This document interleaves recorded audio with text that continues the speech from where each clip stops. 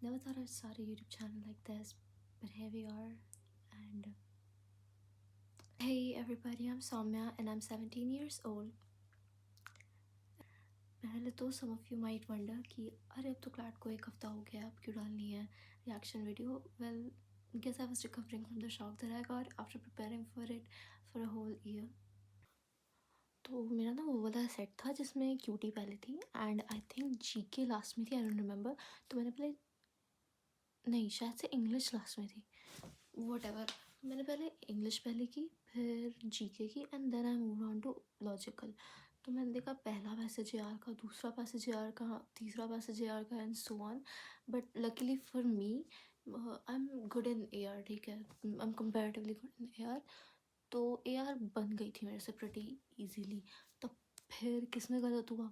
GK and cutie. Cutie में तो मैं मतलब बहुत ज़्यादा वाली घटिया हूँ, बहुत ही ज़्यादा वाली घटी, एकदम निहायती घटिया हूँ, ठीक है. तो क्यूटी नहीं बनी. मतलब उसमें 3 क्वेश्चंस बनाए थे मैंने एंड उसमें से भी एक गलत हो गया था बाय द वे. तो वो तो मैंने नहीं बनाया था. उसके बाद जीके.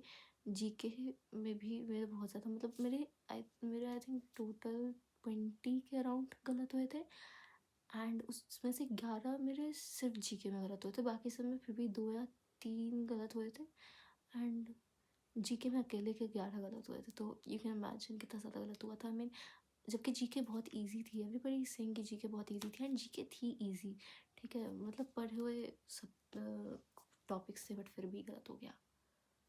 बट अब जो हो गया वो हो गया, कुछ किया तो जा नहीं सकता है. कुछ थोड़े और मार्क्स बढ़ जाते तो कोई ना कोई नली तो मिल ही जाता, लो टीयर वाला भी, बट आई डोंट थिंक अब मिलेगा.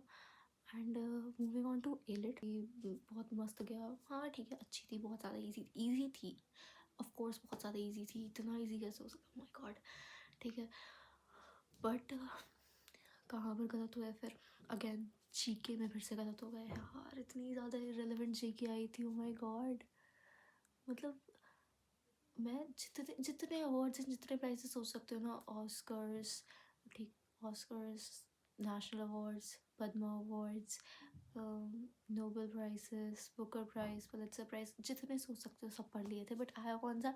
IIFA, ठीक है, एंड वो ऑब्वियसली पढ़ के नहीं गई थी, ठीक है. एंड इतने जो भी 4 5 6 छोड़ करके कुछ नहीं पढ़ के गई थी. ऑलमोस्ट सब में मैंने तुक्के मारे हैं, जो छोड़े हैं वो तो छोड़ ही दिए. एंड बहुत ज़्यादा मेरे जीके में भी बहुत ज़्यादा गलत हुए. इसमें भी इंग्लिश में सिर्फ 2 गलत हुए थे एंड लॉजिकल में आई थिंक 3 या 4 गलत हुए थे. बट जो भी मोस्टली मेरे इसी में जीके में गलत हुए थे. तो अगर ये जीके में थोड़े कम गलत हो जाते तो I think I would have qualified for new Delhi. May be मेरे 120 के ऊपर आराम से आ जाते, अब बहुत आराम से 120 125 के ऊपर आ जाते हैं अगर जीके में कम गलत होते तो जीके की वजह से. बट खैर कुछ किया नहीं जा सकता है. एंड देन आगे का क्या प्लान है? अब तो I guess private universities, because I am not taking a drop. Drop मेरे से नहीं हो पाएगा, I am not build for that. I think मतलब it my take a mental health. आगे का क्या प्लान है? I will be looking for private universities. I am not taking a drop, I am not build for a drop. I think it मतलब मेरी mental health पे impact पड़ सकता है. I think if I take a drop, because everybody will be moving on with their lives, everybody is going to colleges, everybody is going to better places, and I'll be stuck there जहाँ पे मैंने start किया था.